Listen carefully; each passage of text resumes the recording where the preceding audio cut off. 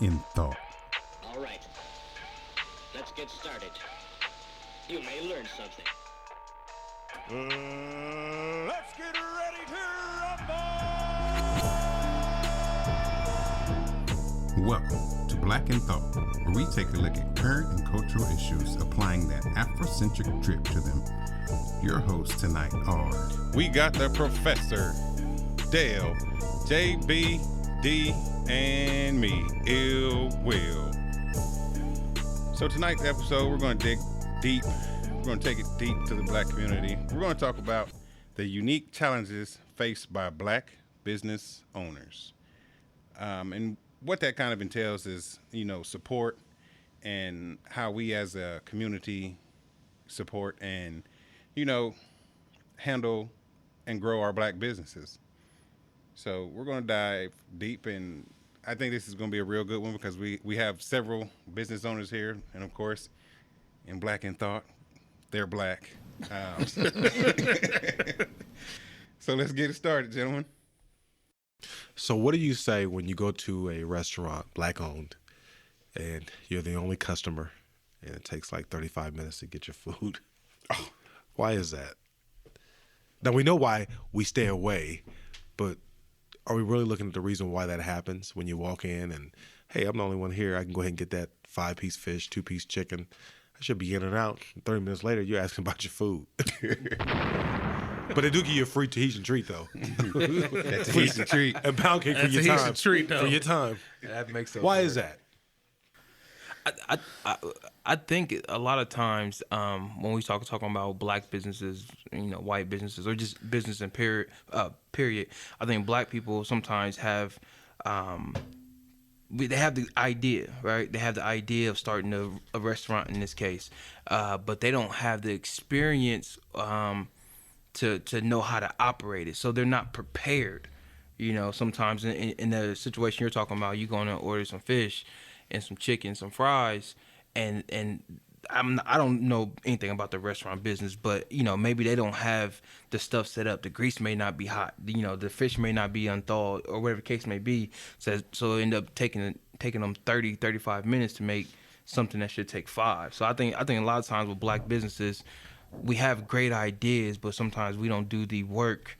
We don't do the work pre-hand to figure out how to that made me go back to an article I saw, and it tripped my mind. The name of the article: 11 realities faced by Black-owned businesses. So we're gonna go through these 11 things. Hiding race, and I was like, hiding race, just so you can pull customers that aren't Black. I mean, that's crazy. After that was fear of being a sellout. Depending on what type of business that you have, will it apply to the Black community or Black people? Fractured finances, not having enough money to keep the business going, lack of consistent and unconditional support. At times, we have hard times continuing to support a business, especially a Black-owned business, when you feel you've been wrong, which we talked about that in the previous episode for forgiveness. Meeting unrealistic expectations, shooting too far for, the demographics, I guess, of the area that your business is in. Ignorance about effective business practices, not knowing how to conduct proper business. A lot of people aren't trained on, proper ways to invoice, knowing simple terms like net 30, 60, 90, things like that. Can I jump in one quick second? Hold on, let me get through them all first. All money ain't good money. Which you do have to realize at times, that is a very true statement. Questioning of product and service integrity, belief in value, competing instead of collaborating, and emulating stereotypes. What you got, JB? Something that comes to mind for me, a lot of people, and this isn't just Black business, this is business period, people who are good at providing a service, or they're a craftsman, or they're a technician, or they know how to provide a service, and they have a good quality product, they just don't necessarily know how to run a business. Yes, I agree. So, it's like you may be good at something, but if you don't know how to market it, sell it, get your money, The back had a end. customer service, all of those things that are part of a business. That's those pieces that struggle. So you talk about the waiting on the time, how long this is taking, this, that, and the first. And a lot of times it's family-owned businesses. So you got your cousins involved, you got your nephew involved, your sister, your brother. So, all those dynamics come into play on these smaller businesses. Those are those are challenges for any business. Yeah. And let alone when you talk about, working capital and those types of things and having money to operate, it's definitely challenging. So it's tough for all small businesses. But it's even more tough for Black-owned businesses, especially when it comes to the working capital piece. I think what we do is sometimes you can put your passion in, hey, I love to cook, I love to sew, whatever it may be. So you go out there, I'm gonna go do this and make this here. So you have a passion at sewing, but you have, like JB just said, you have no idea how to invoice or things like that. So I think all that is going to play where consumer wants that chicken you talked about, Professor. And like Dale said, your grease is not hot. You wait till that customer to come in, now you turn the grease on. Now you got 20 minutes for the grease to get hot. Then you got to drop the chicken, So I think it's the operation part of it. Sometimes too, I think as we struggle with is that you're a small business, so my recommendation is that you're a small business, but don't think small. Right. Run your business like you're a corporation. Because if you run as a corporation, it'll be much more structured, and from the outside looking in, no one knows you're a small business or just a 1 or 2 man operation. Yeah. That's a good point, D. Great point. You run it like a corporation. But again, and I like the distinction that JB had between having a small business and having a Black business. Lack of resources. You can't get equipment, you can't get certain suppliers, you can't get a hold of certain things you need to run your business optimally. So that's why when you go to a Black business, they have a great idea, they have a great concept, they have a great product, but there's always that missing piece. So when they go to provide you that service, many hurdles. They've had hurdles, they have to improvise. And you're like, man, I can't patronize. And don't think that they're not frustrated because they have everything vested into it. So they're one moment away from failing their dream. But I would say seek out. I tell all businesses the information is here, out there. The money is out there. There is people who can help you get from point A to point B. But sometimes we have to humble ourselves and ask for that help. We try to do it ourselves. This is my passion. I'm gonna make this work. Just say, hey, I don't know. I need help. That's a big part of it. And something that I've looked at, when it comes to businesses and things like that is, credit is huge in the business world. And, Leverage. As far as Black folks, we don't start out with credit like We don't. a lot of these white businesses and others start out with because, from families that we've come from, in poverty and things like that, credit wasn't a priority. It was putting food on the table and providing for your kids. To where, in other circumstances, oh, Jimmy, you got to make sure your credit's good. We got to make sure you don't mess that up. Hey, your white man voice is terrible. I'm not, it wasn't supposed to be good. But That was Asian. Asian named Jimmy. Jimmy Woo. Jimmy Long. as we know Hung low fat. in life, period, whether it's business or just personal, credit is leverage. Yeah. Like credit can allow you to do so many things, And we talking about a difference of 50 points. Mm-hmm. Yeah. It can determine if you're going to pay, 7% or 0.9. So how does a person? So this is the dilemma. What if a person has a great business model, and they have everything they need to start this business, but they don't have the credit? What resources are available? You gotta get investors. Right. Investors, Right. man. That's it. Investors. You gotta get Right. investors, and I think that as Black people, we talk about trying to invest, and that's where we can really put our money where our mouth is investing in Black businesses. Getting an investment club going in Black businesses and help these businesses get on their feet, and get some of that working capital in place. So I think it takes a lot of investment. So, and I also know, black banks, black credit unions, those types of things. I mean, I'm sure that those type of programs are out there. I don't own a business, but I know that those things exist. But I would tell you, man, with black banks and black credit unions, they struggle. They struggle.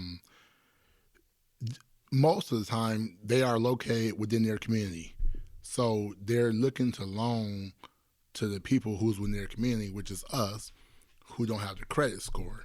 So they're loaning to us, but at the same time, on the back end, they're probably taking it at an even higher rate. There you from go. Larger banks, and then they're passing on. So nothing against them, but you got to remember, a black bank, a lot of your black banks, especially credit unions, they struggle.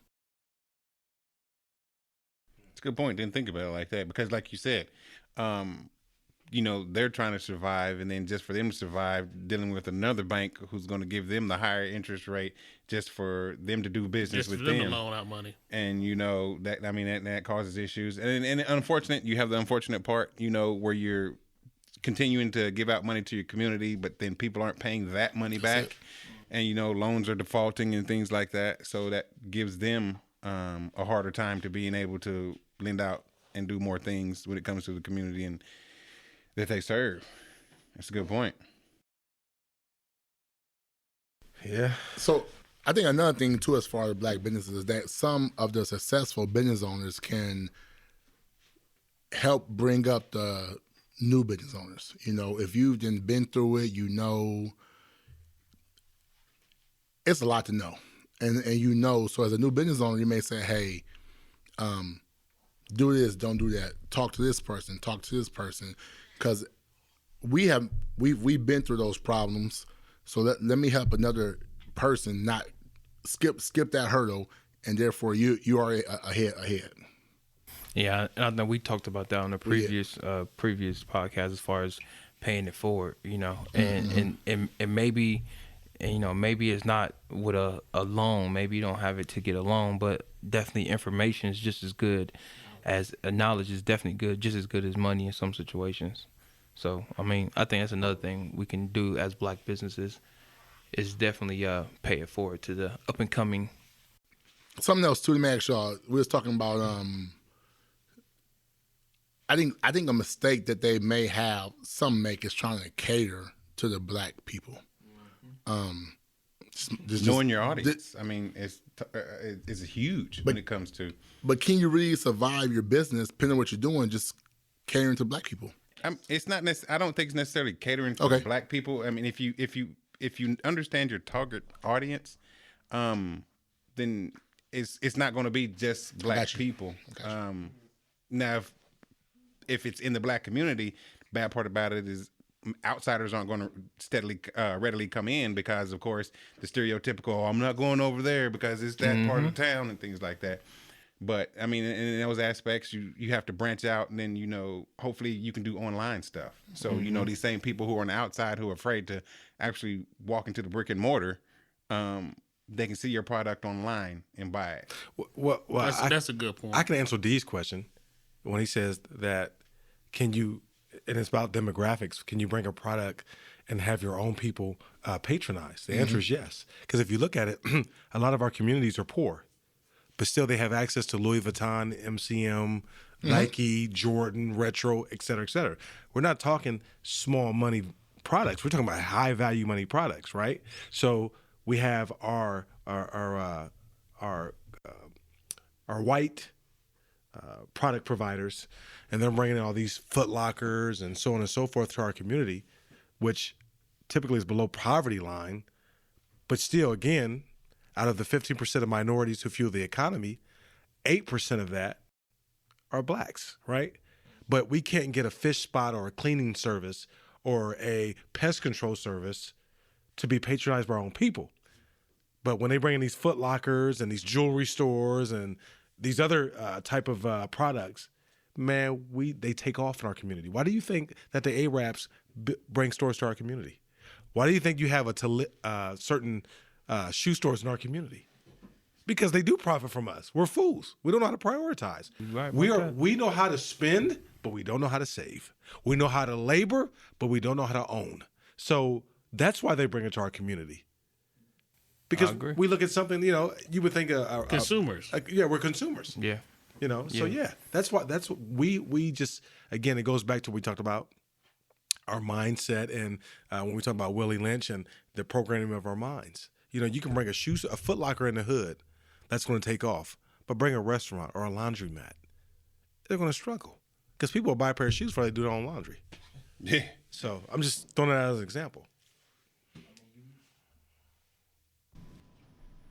All right, like we've been saying, looks like we got a caller. We got Ed on the line. Ed, this is kind of what we've been talking about. Yeah, the unique challenges that black business owners face, and kind of the stuff that we've talked about is funding, credit, things of that nature.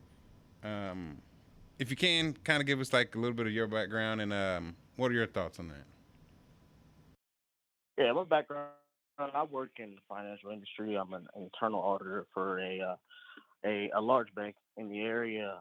My thoughts about supporting black businesses, it's got to be something that is, my main thought is it's got to be something that's pushed by each and every black person in our community and leaders in our community. It's something that we've got to take a bit more ownership of, the good and the bad, about the difficulties that black businesses face. With financial issues as far as funding and employees, as well as operational issues, things like that. We've got to really take a focus on it and try to pump more of our money into black businesses. I agree. It's about a lot of good points. Getting our leaders more involved. So when you say that, what does that look like? I'm sorry. Could you say that again? I said, when you say getting our leaders more involved, what does that look like?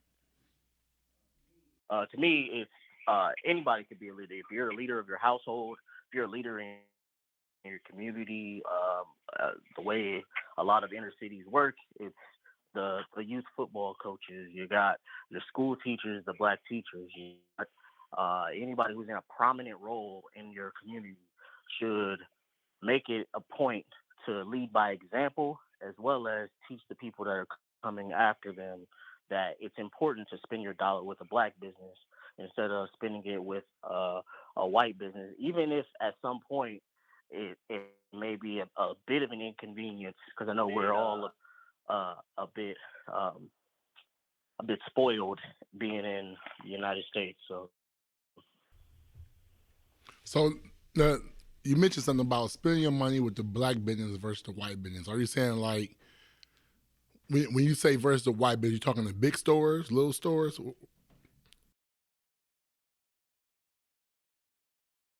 I'm sorry, I couldn't hear you. My phone was breaking up again. I'm sorry. When you say spend your money with the black business, so you mean like, I agree with you, mean seek out black business for your products or services, okay? You're talking about maybe cutting some of the big box stores?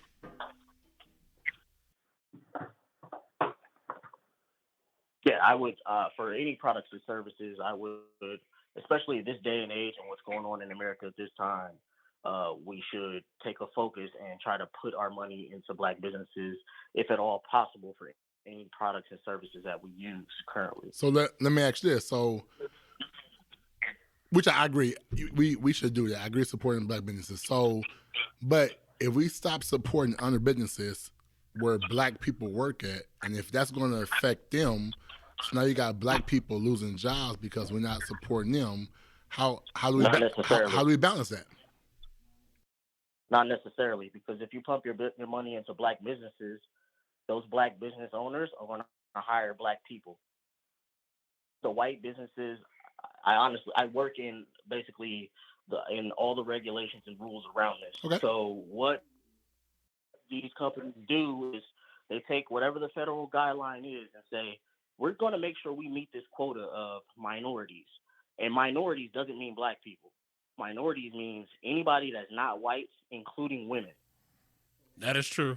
So that it's not really helping black people. Yes, you're getting black people in certain positions, but there's always going to be a glass ceiling for the black people in those companies and those corporations. They're never going to let the black people truly be in charge of those companies because it's not for us. But the things that we are creating with these black businesses, if we pump money into those, they're going to in turn have enough business that they're going to need to hire more people. And who is a person more likely to hire? They're going to hire somebody that looks like them, somebody they can relate to. See, I disagree. I as an entrepreneur, I hire the person that's best fit the job. Because just because you look like me, And if you can't, and I would love to hire you. I would love to hire you because you're black and we look alike.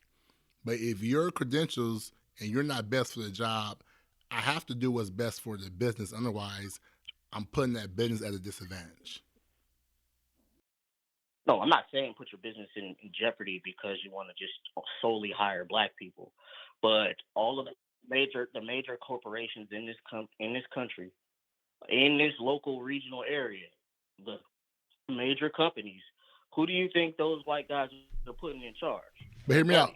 But They're putting their friends in charge. They're putting their family in charge. They're putting other white guys in charge. That's simply what it is. But what I'm saying is, as a small black business, if you focus on just hiring black people, right? But if they're not what qualified, kind of role are you putting in? You're not going to. Who knows? You're not going to make a random person your CFO. You're No, going to no. put them in an entry level position. But they're not good enough to do an entry level job. You know what? Sometimes no. They're serious. Sometimes black, white, green person, they are not good enough to do an entry level. And I'm telling you from a business perspective, they're not good enough. Everybody is not good enough to do entry level. Don't think that.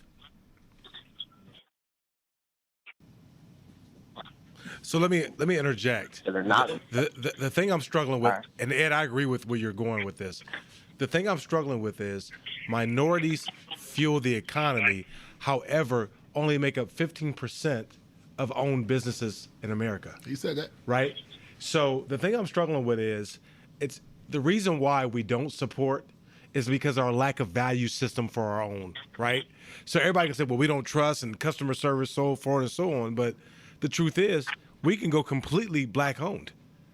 And if they're not qualified, we can create a training program to where they can become qualified. So the answers are there. The problem is we lack a value system for our own. Exactly.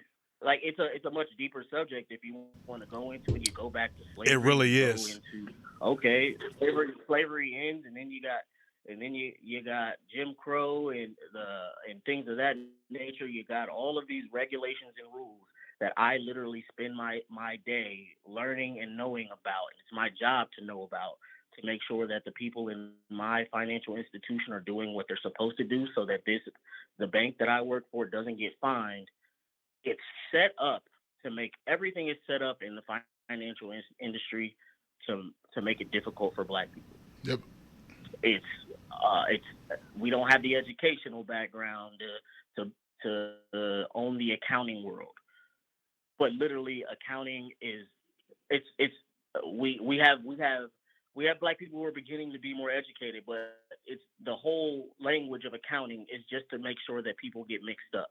You learn the language, you know how to. It's simple as that. That's it. Let me ask you, Ed. So basically, as a bank, look at your credentials on paper.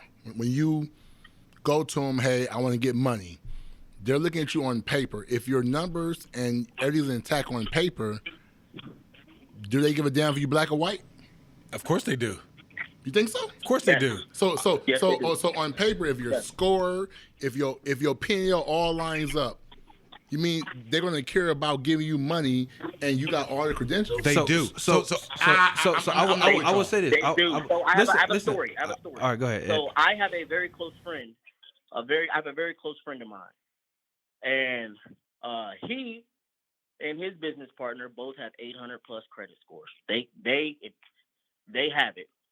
When they were starting their joint venture together, they tried to get a credit line so that they could take care of their payroll instead of paying it out of their own personal pockets like they had to do for about 3 to 4 years. They continued to go from bank to bank to bank, and they would get told no. Until he had the conversation with his neighbor, who's a black man from Philly, hood dude, but he just so happens to be the regional manager of business lending for a bank. So he tells him the story, and he says, "Oh, I'm gonna call a guy. This will be done very soon for you. I got you."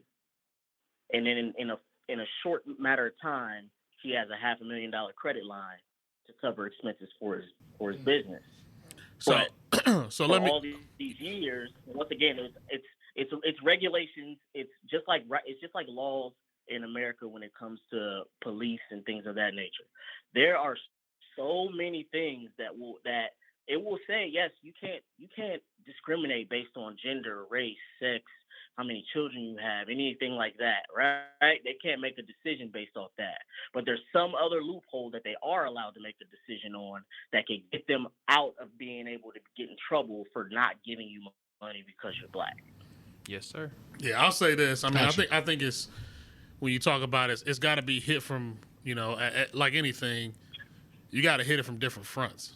So I totally agree with we have to invest in our black businesses. We do. We have to empower them and strengthen them. But we also have to make sure that we are in those other corporations, because in this instance, that brother being in that corporation helped your friend get to what he needed to get to, so he can start his business and now he can pay it forward, to someone else. So it's gonna take, Team. it's gonna take us being in these corporations and doing the things that we need to do to support our black businesses, and as individuals investing in these black businesses on the other side too. It's gonna take a lot of that. Best thing I saw on a meme: if race doesn't matter, why is it on the application? Right. Exactly. Exactly. So my thing is, why? Exactly. Why? So you absolutely correct. Race does matter, and I know kind of what you were saying, Ed. That like I work in the banking industry too, so I definitely agree 100%.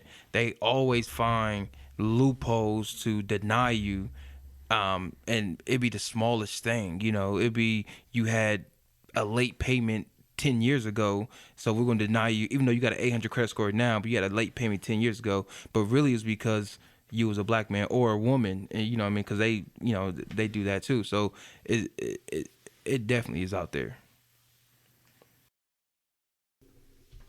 Again, my biggest thing is the plot is separation. Like JB said, we could get in these corporations, but since we fuel the economy, why can't we just put our own money together and make it happen? Why do we need the corporation?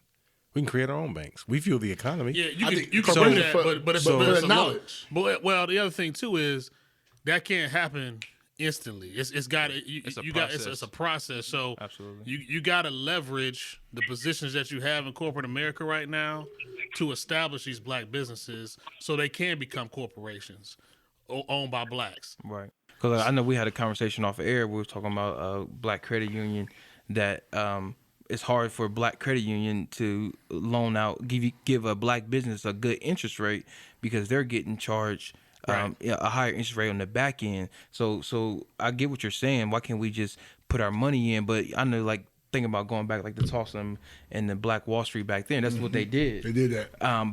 But also they also started from somewhere. They had to go make that money. You had to make that money working for the white man. Military money. Yeah, you got to make that money and then have to come over and put that back into the black business. So we can't just, like JB said, it's not just wake up one day, let's put our money together and, buy a whole neighborhood. It's a strategic plan that has to be put in place by us as a people over time to really hit it from all these different areas to create the most impact. Yeah. That's what I believe. And I think that investments in the black businesses is by our people will go a long way. Just to your point, Professor, where you talk about when we are consumer driven as a community. We're not investment driven. So, and I know that people don't have a lot of money to invest, but hey, if you do have money to buy, more leisure type things, maybe set 10%, 15% of that aside and invest it in the businesses that are in your community. It's funny you said that, man. We offer a 401k, and you'd be surprised. We do like a 4% match. You'd be surprised that some of our people who won't take advantage of that 4% match, because you got to be understanding to that. I think that comes from the knowledge. You know, like I'm giving you. Yeah, one part of it is free money. Part of it is they don't have the education. That's it. They don't know about it. Mm-hmm. The second part of it is, what is their regular financial situation? Yeah, they may need money. They may need money now. They may not be able to afford that. They may not though. Paycheck or whatever it is. They can't do that. They don't have the money like that. So you gotta have understanding in that situation. No, I agree. They may not. But if you look at it, when you explain to them, hey, this is pre-tax.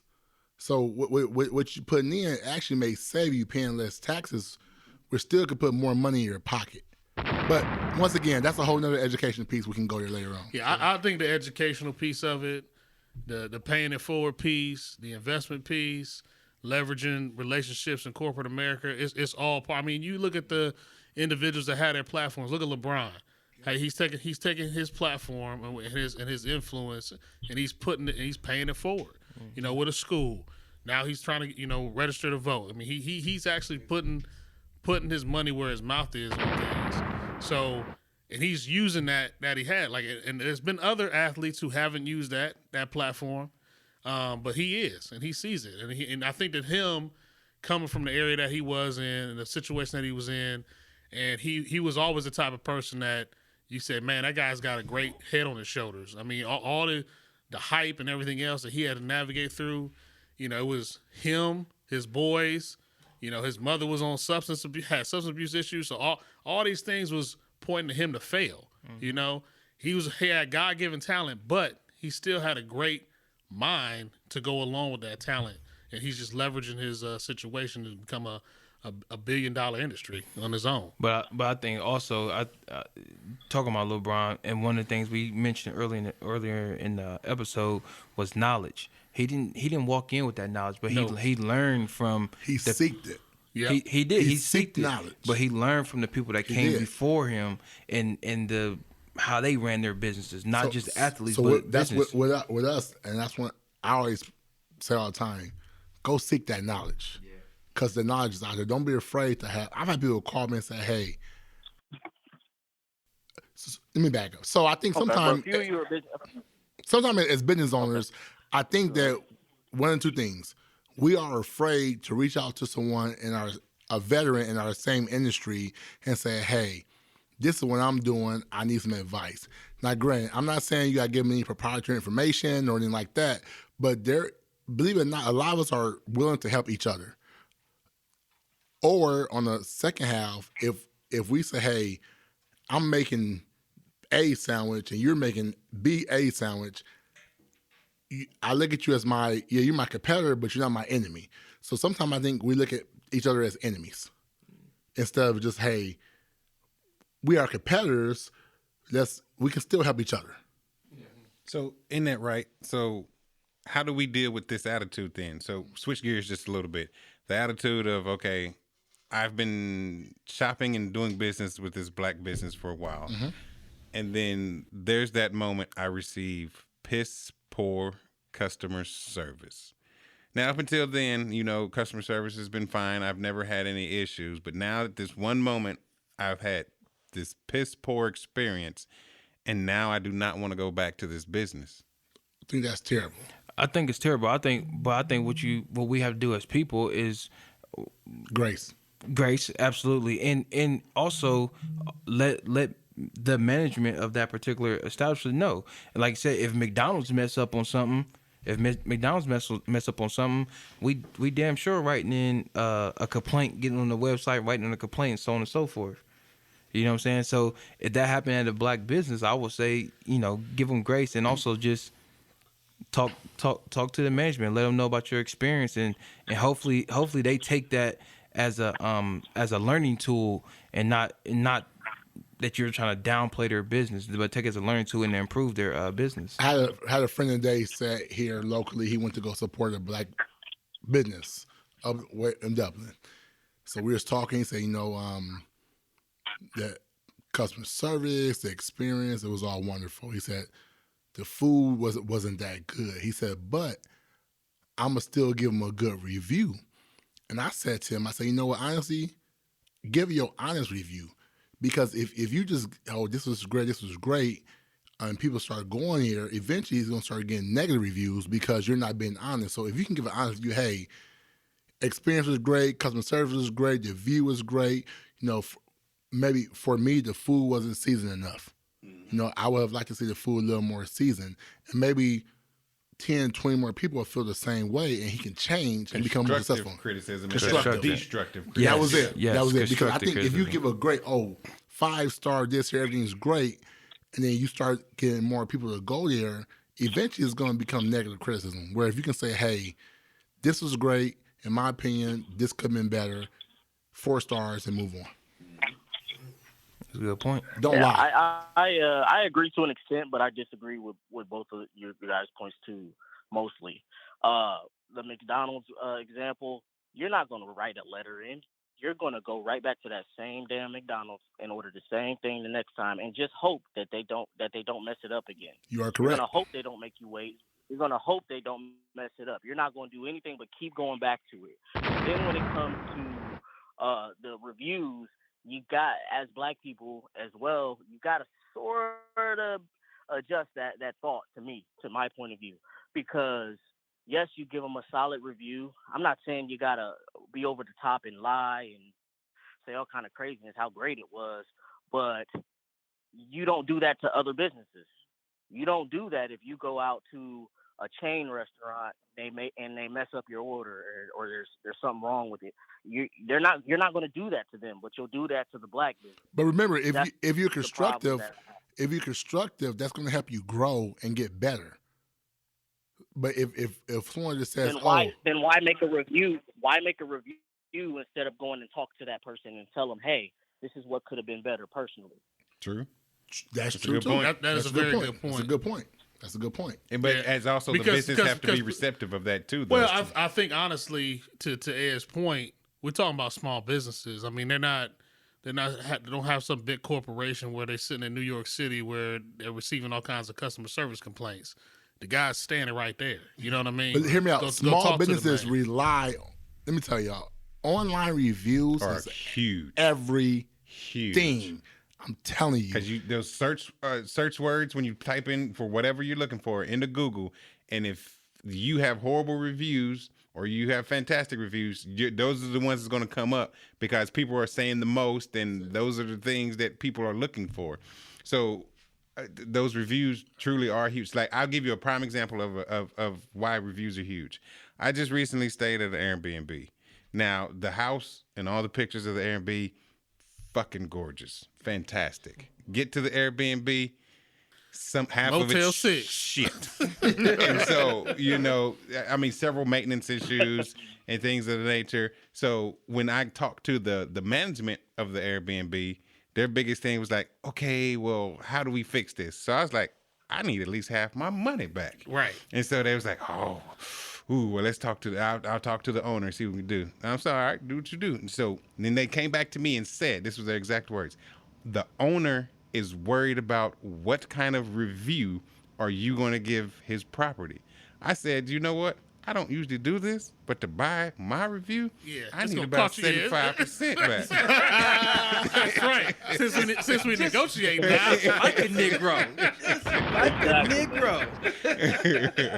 So that just proves the point why reviews. Huge. I mean, as D said, reviews are huge. They cared more enough about that review than to lose the money that I paid for that stay. I would tell y'all, I've took losses sometimes because one negative review can overshadow 20 positive reviews. Absolutely, yeah. Easy. I mean, that's just the society we live in, man. As a small business, reviews are huge. I mean, reviews is dollar signs. Because, I'm telling you, with a negative experience, they're going to tell more people about the negative experience. You just said a few minutes ago. He just said a few minutes ago that he wanted to give a Black business a bad review.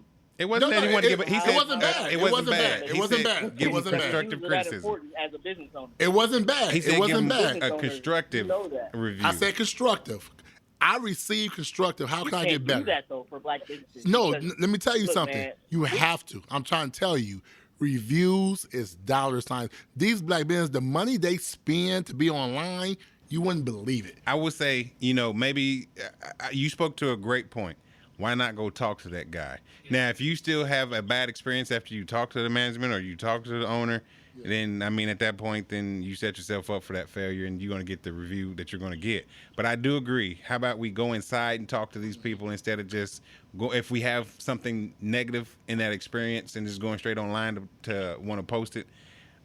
Just like you said, go talk to them. I think you do both. I think that you give a how do I say this? In leadership, sometimes it's like you praise externally but rip their ass internally. It's kind of thing. So that's the kind of approach I think that we need to take. Yeah, if it's great, one on one, talk, be constructive or whatever. Externally, praise it. You know what I'm saying? Yeah, so great business. Everything was great. Food was great. Service was great. Make sure you post that, experience online. You have a negative experience with the business, take that internally and talk with the management, talk with the owner, and things like that. I agree. But okay, with that same right, But go ahead. Well, being completely, I just want to.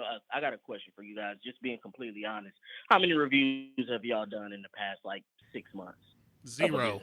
Zero. I've done quite a few. I'm not a review person, so I typically go talk to people about stuff. I don't go anywhere. So. I've done about 4. And I've done about 4. And where I go, they don't got websites. They don't got no website. And when I give it, there's no online presence. they ain't got nothing online. You can't find me. That's right. So Ed, to answer your question, I've done about 4 reviews in the last 6 months. And when I give feedback, it's not only constructive, but it's transformative because it gives the person who runs the business information on how to make their business better. You can tell a person, hey, listen, the food was not cold, but you can say, hey, listen, maybe if you made it to order, you can keep it fresh. So constructive and transformative feedback. And I would tell you, as a business owner, I deal with reviews a lot. When I say a lot, when people call my office, they say, hey, we ask every caller, how'd you hear about us? I track every means of marketing there is. Oh, you were here, you were the top rated. I went here, you were recommended. I went shows here. Where to spend your money for advertising. Therefore, I know where to put my dollars at. So reviews are huge. I read them, I look at them. If I see a negative review, I'm going to reach out to that customer. We're going to fix it. I'm going to ask them to go back and adjust that review so it is a 5-star and not a 4-star. Yeah, I think that speaks to that marketing piece, though, too. It does, man. When we talk about, all the facets that are involved in running a business, that's part of it. You got to be able to sell, and you got to know who the audience is, and got to be able to market yourself. So those reviews do play a part in that. Reviews drive your business. It does play. The marketing part plays a part in it, but my problem with our community is that a lot of times we don't choose to understand people. We treat them as if they are white corporations and white small businesses that have been around from generation and generation, have been passed around from father to son, son to daughter, all these things of that nature. And in those situations with those white companies, they've got the infrastructure set up. They've got the financials backing them. They've got a cookie cutter thing that grandpa started a long time ago. But when it comes to us and we have somebody who has some great God-given talent or has some passion that they're trying to execute, we give them an extremely hard time when they're probably the first person in their family to start the business. Passion doesn't always equals a good business. That's true, but I agree with what Ed's saying. You got to understand and you got to be more of an aware consumer of how your dollars are being utilized. You know what I mean? So, and what are you really trying to get out of it? What service are you really trying to get? Case in point, you can have a landscaping service. Yeah, I'm the guy may not have done the landscaping to the T that some other white business would have done. However, is it 90% there? And that if you stay with this guy, that you can have him tailor it to what you like, and over that time, he can start to build a clientele, and you can tell him how to coach him on how he needs to build his business. Those types of things can help. Okay, so let me switch it up. So, do y'all feel that if I have a current service, small business, local, I should seek? Say I've been with this service for 10 years. We have a good rapport. Everything's great. I'm happy. Should I seek out to leave my current lawn care, for instance? Should I seek out to leave my current lawn care? My grass is great. It's green. It's healthy. I'm very happy. To go to a black business? No. What I do think you need to do is I think that you need to try to diversify. Diversify the services that you are, requesting of that business that you already had. So if they're taking care of 7 things on your lawn, give the black business an opportunity to do one of the 7 and see how they perform. See, I'll tell you this. So as a business owner, if I have a client, I may perform 4 services there. My goal is to perform as many services at that one property as possible. Why? Because that's more revenue for me. I get that, and I'm building a rapport. I got one that customer's dealing with one as a consumer. I'm dealing with one person. But as a consumer, you have the buying power, so you need to set your own market. So if you start buying different parts and pieces of it at a better buy, you create more competition, and you also give this other guy a shot. I agree. So here's my opinion. I'm all for, hey, I need a driveway. Let me reach out to a black-owned, this local company. He may be white, black, green, purple, I don't know. And let me see what the price is, the customer service, all that stuff. But I really struggle, y'all, with I have a service right now. I'm 100% happy with it. Things are going well. It's been 10 plus years. If it ain't broke, why would I change it? It's with that mentality. But listen. Hey, tell me about it. I'll jump on this. Please do. I'm a black business owner. I get it. I'm being honest. The problem is that when you don't reach out to other businesses, the other businesses don't have a shot. They don't have a shot. But 10 years ago, I didn't reach out, right? No, nobody reached out. Yeah. Okay. So I personally, to answer your question, if I was in that situation where I had a person not black taking care of my lawn for 10 years, I wouldn't just cut him off. Okay. To go get a black owned business. Because like I said, this guy's been taking care of my grass. I haven't had no complaints. You have rapport. A rapport, yeah. And I haven't had no complaints, no issues, nothing. Did you say repair? I said rapport. Yeah, it's okay. He's not rapport. He said rapport. It came out a little funny, but it came. He said rapport. That shit said repair. He actually spit in his mouth. But to answer your question, I absolutely wouldn't in that case. But like I said, to your second example, when you're talking about looking for a driveway. Yes. Now, if I'm looking for a driveway, that's not something I already have. Yes. Then I will shop around. I will give a black business a chance to come out and give me an estimate. Yes. And as far as just like anybody else, I have them come out and give me a few estimates. Now, if the black business estimate is, 1 or 2% higher than the white business was, I'll probably still go with the black business off the fact that he's black. So here's my question. So outside of names, and if they're not easily recognizable, how do you know it's a black business? I'll give you an example. So the person who used to redo the asphalt on my driveway, black business, father and son, been doing it for forever. I was on a 3-year track with this company. So the father, he was ready to hang it up. He's been doing it for years on top of years, and he wanted to give the company to his son and have him keep going. So first year that son is taking over, I get no phone call. I get nothing. And I do this, every year to get my driveway re-asphalted. So, at that point, now you leave a sour taste in my mouth. Now, I'm not saying a sour taste against black people, but you know how hard we are on each other. It's like, damn, I go to the black dude and this is how I get done. And then, so then I go to look for another business. It just don't say, hey, we're a black owned asphalt company. And that's not even a very common thing. I've found very few black asphalt companies that, can repave that. So, in that type of situation, yeah, there's a little bit of scoring because I was like, damn, I went to some black folks and this is how I got done. So, I mean, it's going to take some grace and forgiveness to get over that part. And, but I know I should not be like, hey, I just gave these dudes an opportunity. But then again, like, how do you seek out, is there a reputable way to find out what is another black business? Because it's just not advertised as black when you're doing it like that.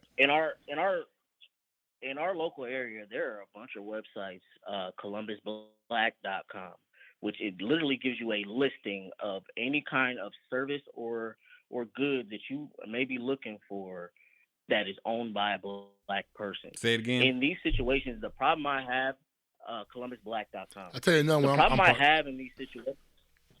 Oh, I'm sorry. Go ahead, brother.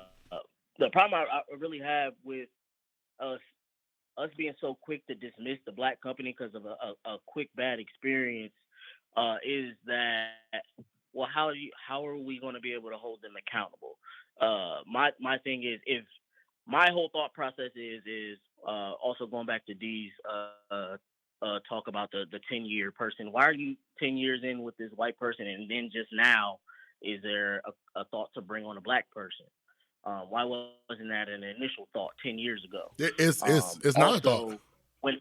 Because what's that? He said it wouldn't be a thought. He's going to stay with his 10-year person. He's not going to change. Yeah, it wasn't a thought. That's what I mean. It's not a thought for us as black people, but the Latino community, Asian community, the other white that's the first. That's what they look out for first. That's their culture. That's their first. Well, that's what we're talking about. But think about. But also, I'm gonna go years back with black businesses. Go ahead. Ed. Let me make my point real quick though. It's just my point is simply that they have created a culture that they're going to look out for their own, and also in that culture they are going to hold the people who aren't upholding the standard accountable because there's so much money from their own group going into them. So if we do take the process and begin the process of putting here and there, put more money into black businesses as we continue as the best we can. Because I'm not saying, hey, stop everything you're doing and go to only black businesses. But little by little, if you can start peeling it off and putting it into black businesses, then it becomes we're a culture, we're a community that's together and united, and we can hold the bad apples accountable. So then we know that it's easy to go find out, okay, all right, well, this black man and his asphalt company, he's not running it right. But my man's over here, he's got all the great ratings. Everybody loves him in our community. I'm going to give it to this other black man over here. I mean, a prime example of that, the previous house that I held, I had some garage issues. Yeah. And I actually found, he was driving around and on his truck, he has a picture. It's a black man fixing garage doors. So I was like, bet. If I ever need a garage door, I remembered that. I remembered the name, and so I looked it up. So at my last house, had him come fix a garage door for me. And, it was a positive experience, great experience. So, of course, at the house I'm at now, had some garage issues. And most definitely, he was the first person I looked up. I forgot the name of his business, but, I went searching for I couldn't remember the whole name, but I could only remember a piece of it. So, of course, I'm putting in the search engine, just that piece and looking for that person. So, we do those things to look for, especially if we have a good experience.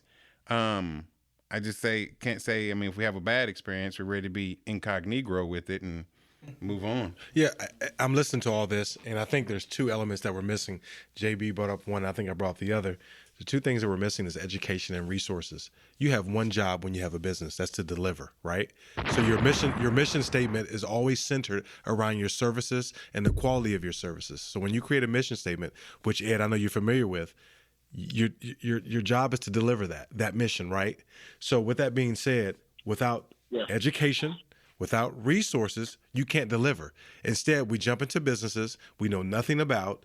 We have no backing. We have no education. So now we have all these ideas that are just all over the place, right? It's like having a bunch of marbles thrown on the sidewalk. And it creates a frustrating experience. Right, because you have the idea, you just don't have the parameter and the infrastructure or the support to piece it all together. But I would think, as far as our community, anyone interested in having a business, I think we should embrace them, but we should also educate them and provide them with resources so they can be successful. And I think that's the foundation of everything. Yes. Resources need to be given to the people in our community. I'll go back to the same point of it's for me, it's an understanding thing, because I know people I've had to in my close friend group, my family, where they will just flat out just shit on a black company, to say it in the least amount of words, when they have any kind of black experience. But they're gonna still patronize the hair shop with the Asians that don't give a hoot about them, that talk crazy about them every day. They're still gonna go to the nail shop that disrespects them every day. They're gonna still go to the chain restaurant or the local spot that still disrespects them every single day, instead of giving another black person a chance, because they're gonna just say, "Hey, I had this one bad experience with this black company, and I'm not gonna patronize them any other time." Yeah. And we just let it go. And it's got to be a process. It's still education and resources and such. It's just still a process to say, hey, even if they do make this mistake, I'm not going to put that on all black people, because we'll do that and we'll say, hey, one black company did me wrong, all black people companies, I'm good. Yeah, we gotta give them grace. You guys are a couple black business owners. I feel like you guys should actually feel a little bit more in tune with that, because you've probably lost business due to you guys just being black, and you guys have lost revenue just for being black men. I will also tell you, I have had people seek me out that said they went with me because I was black, and that's from black and white people. Now that's different. You can give one-off examples of white people doing it. Ain't just one. Just one. That doesn't change our society, bro. It does. I agree. All the rules are not made for us.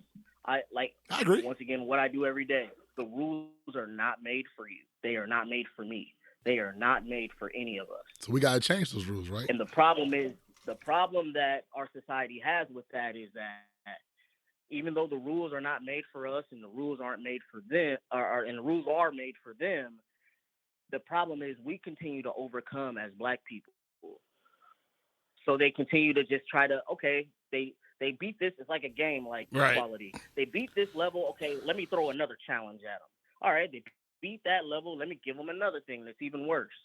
So it's something that it's a wicked system that we live in. But the more we educate ourselves, the more we keep overcoming the challenges, and the more equal of a playing field it becomes. Yes. Yeah, yes. But you, as a black business owner that's been doing this, and you've been in your industry how long, D? How long have you been in your industry? Over 23 years. How many black people in your industry have you helped? You mean as far as like, what do you mean by that? Like help them? They're the new guy on the block. They're trying to learn this industry. How many black people in your industry have you helped? There's not many. There's not many. Well, those few that you helped. One of the youngest in my industry. Yeah, so my industry is not one of those industries where everybody wants to do. I'm like a yuck industry. So why not create? Why it. not create a program? Why not create a program to educate people on your industry, people in your industry, so then maybe they take an interest in. Tell you, let me ask you. I've tried. So I'm probably 9% black employees. It's who's part of my team. But when they come, you mentioned younger people. I've tried to hire them. I've tried to have interns. Oh, not that. Like there are resources. You mentioned Urban League and other things like that.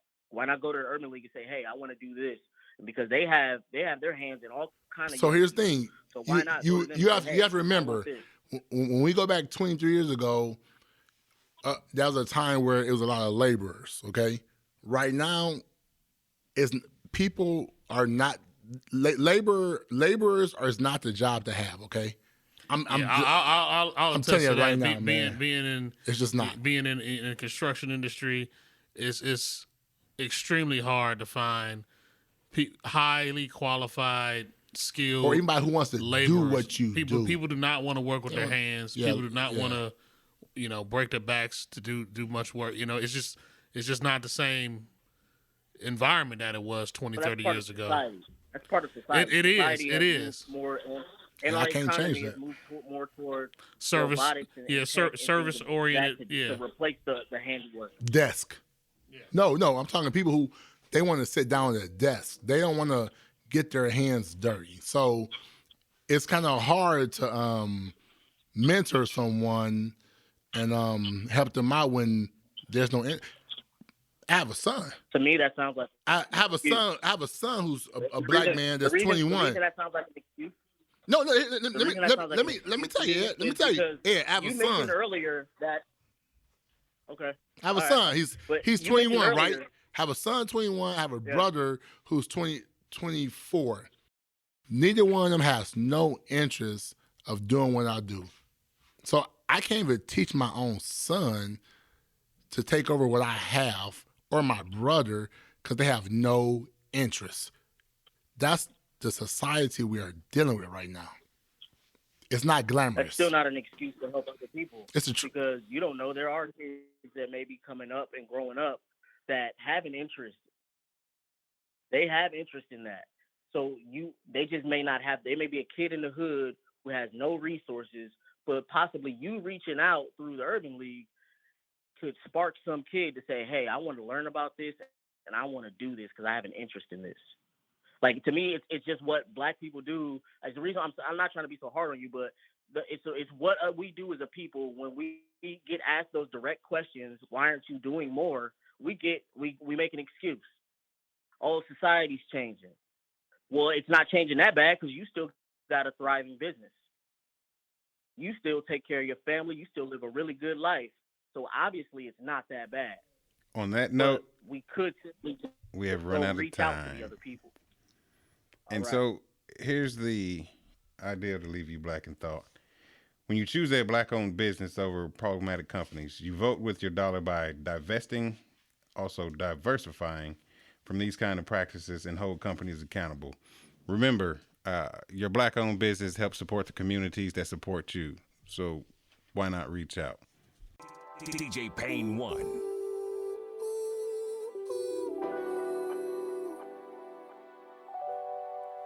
You know I'm flawed, but you love me anyway.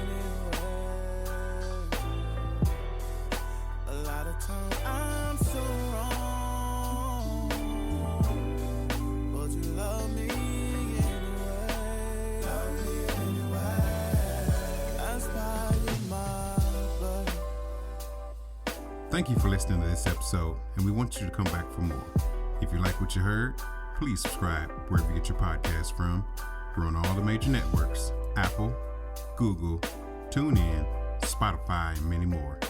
Check out our social media, and please like, follow, and comment on Facebook, Black in Thought, Instagram, Black in Thought Podcast, and Twitter, Black in Thought Podcast. Please subscribe, share, and once again, thank you for listening.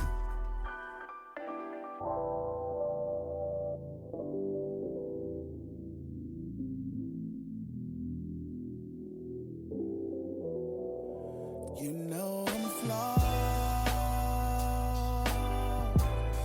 but you love me anyway. A lot of times I'm so wrong, but you love me anyway.